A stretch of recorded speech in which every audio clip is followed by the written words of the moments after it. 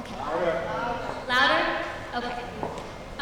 So just to very briefly review, there are a few means of ways that communities can achieve safe harbor. One is by having 10% of the subsidized housing as recognized by DHCD on the subsidized housing inventory. One is having a state-approved housing production plan, which shows how the community will reach 10% affordable housing, and by making annual progress toward creation of a certain number of units yearly, a minimum of half of a percentage of the town's total housing. And the third is having 1.5 of the land area in the town devoted to affordable housing, and this is known as the general land area minimum.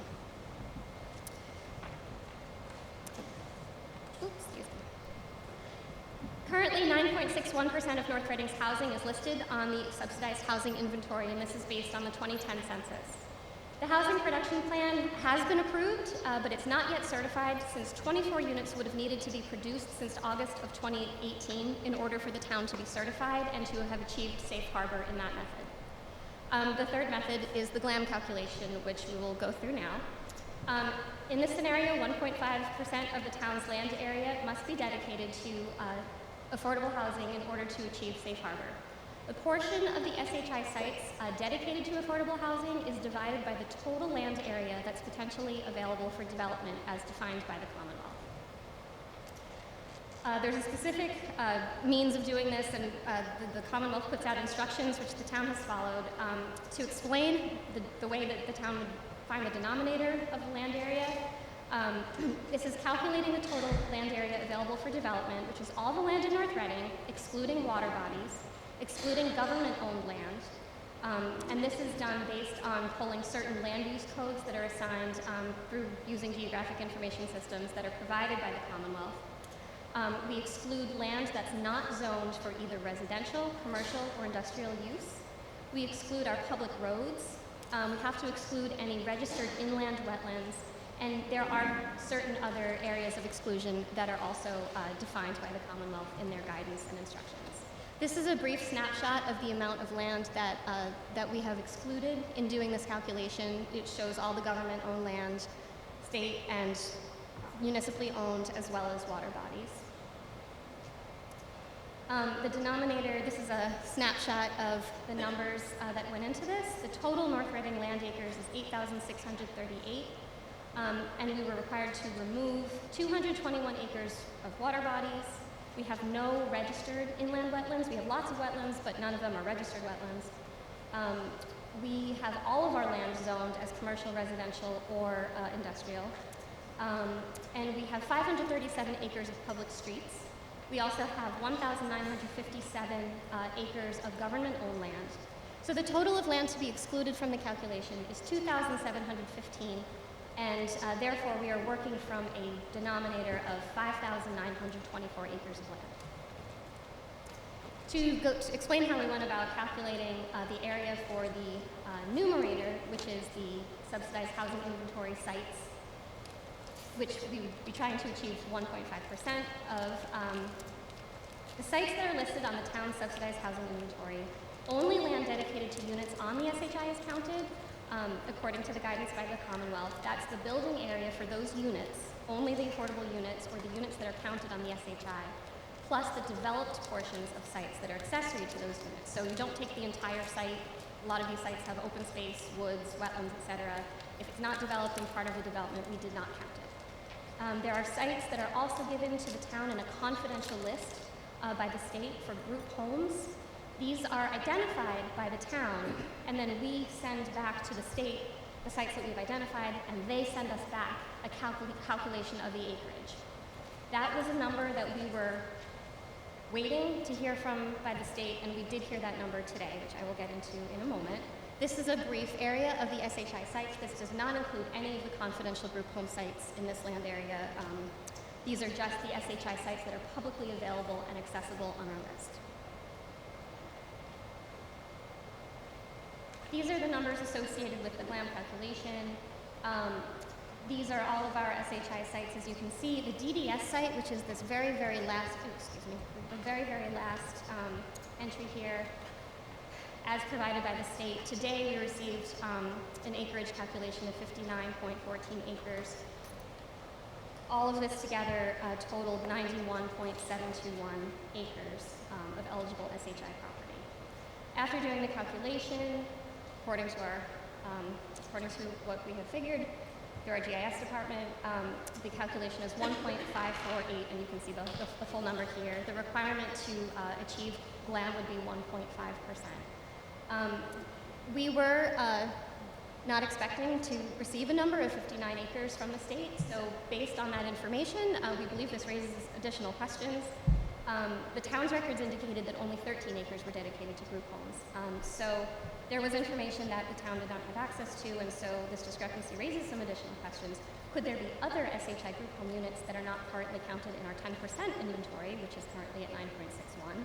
And additionally, the town does have rent-controlled mobile homes, which could potentially be eligible, and we believe this warrants further explanation. Based on the above, potentially the GLAM percentage could be 1.6, and the affordable units could be 580, which could bring the town's percentage of affordable housing units to 10.36. This is a little hard to read, but this is the full snapshot of all of the calculations that were done over these last few weeks. And we will turn it back to the ZBA, and if there are questions. Thank you, Daniel. Thank you, Danielle. You had a brief. We do have another hearing tonight. This is very important, obviously, to everybody in the room and the applicant. So, I do have a letter in the file from Mr. Regnante recognizing the calculations and requesting a 15-day extension on this hearing.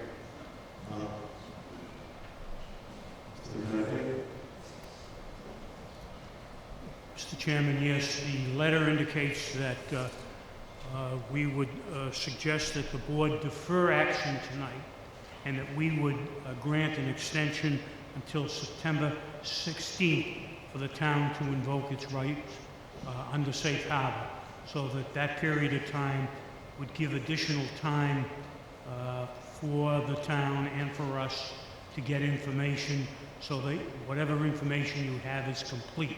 The information that Danielle referenced earlier came in at about 4 o'clock this afternoon, and indication is that it's tentative. So we suggest you defer action and accept our invitation to extend the time to invoke safe harbor until September 16th. All right, thank you. We'll have a discussion amongst us. All right, it's my understanding that this is, thank you, Mr. Regnante, for offering the extension. The problem that I see with the extension is that we don't know if legally we're able to grant an extension for the safe harbor provision. We do know that the applicant can extend 180 days, but we do not know for sure if we can do that. So it would be a little bit risky, I think, for us to accept only a 15-day extension. I think it probably would be better for us. I understand this, please correct me if I'm wrong, Amy, I'll refer to town council, that if we invoke safe harbor and extend hearing for 60 plus days, it would give us time to be sure that we're correct, and with Mr. Regnante and the applicant finding that we're incorrect, that we could perfect the record on the safe harbor, and the town would then still preserve its rights going forward, and the applicant would still be able to go forward with the project as proposed. And we would start from not start over, pick up and forward until that hearing date. If we find that the applicant is incorrect and that our numbers are correct, then we can make a decision at that time whether to deny or forward. I think that it's just to clarify, this is based on the advice of town council in terms of her interpretation and our interpretation of how the statute reads. It appears that we need to invoke that safe harbor within the 15-day window. And so we're on day 14 now. here today, and I think that's what we're going to need to do to preserve that right for the town.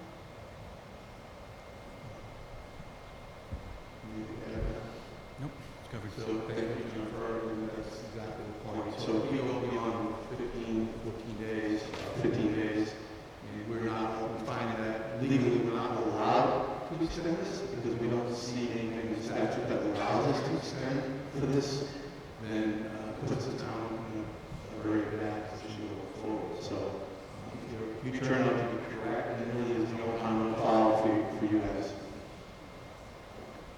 We just had a successful 40B in Reading, and that same issue came up at the beginning. We agreed to extend the safe harbor provisions, and the state had no objection to it and did not raise any objection under the regulations. So I wanted to share that with you.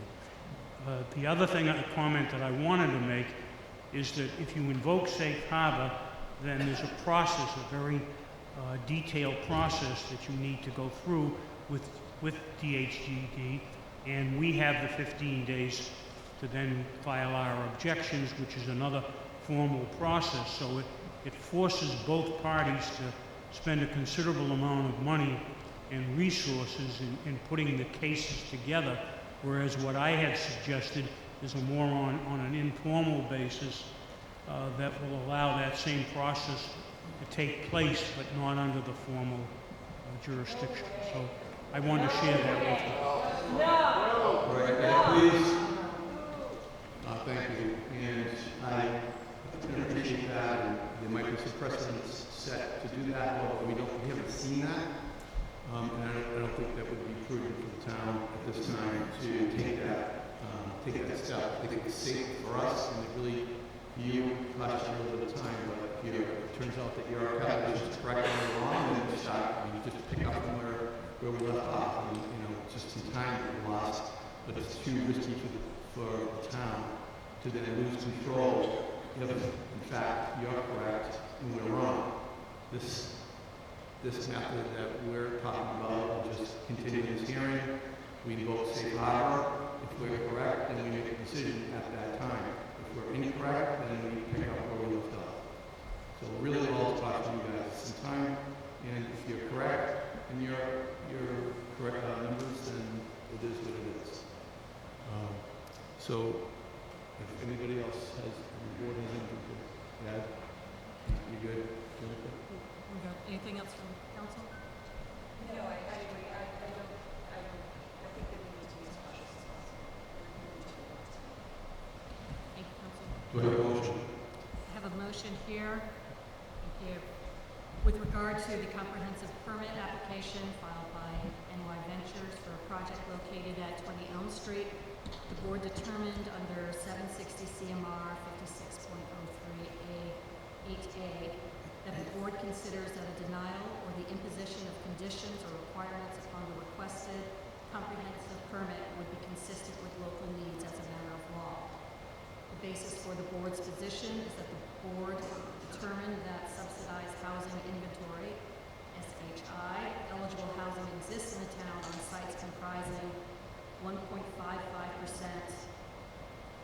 which is more than the 1.5% more than the total land area zone for residential, commercial, or industrial use per General Laws, Chapter 40B, Section 20, 760 CMR 56.03, subsection 3, paragraph B, and 8, paragraph A. There are currently 49 units from group homes with a total acreage of 13.126